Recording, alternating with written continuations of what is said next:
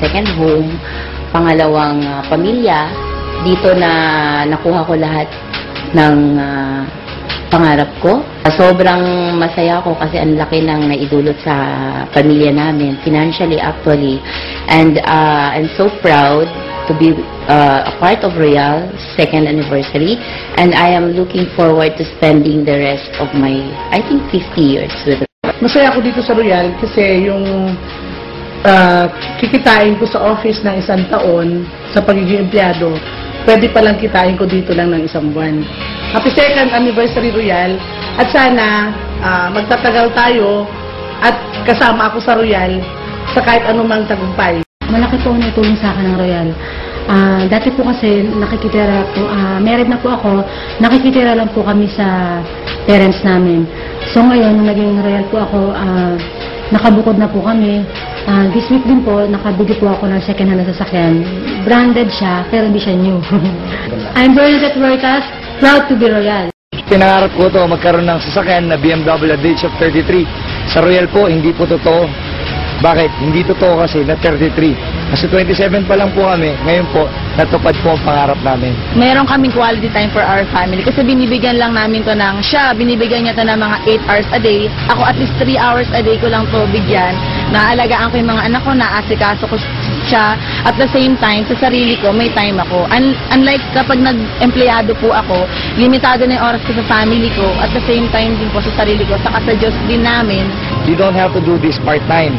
Kasi pag sinabing part-time, most of the time, wala ka pong time. You always make an excuse ng problema. Kung gusto maging successful, dapat hindi ka nag-excuse lagi. Ang ginawa po namin dito mag-asawa, we give Royal a quality time. Ang nakakatawa po, ang Royal, binigyan niya po kami na quality income. Doon papasok ako ng 8 hours dito. Kahit anong oras pwede ako pumunta dito. Hawak ko kung oras to. Nag-join ako dito.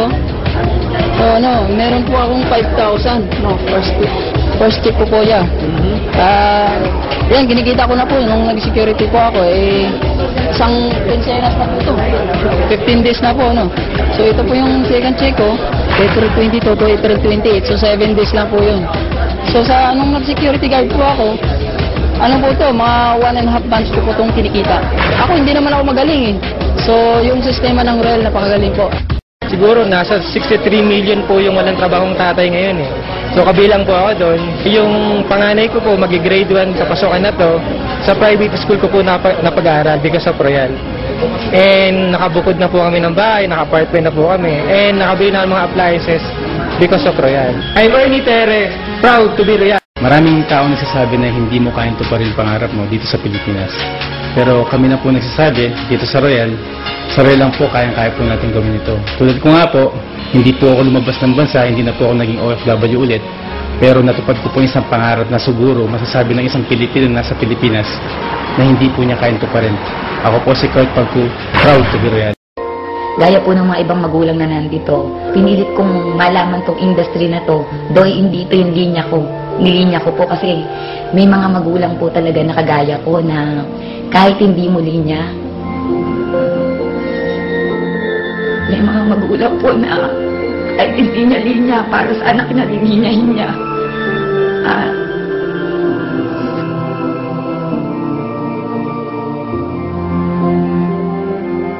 Yun po, naging mahirap sa akin na mag-sheet.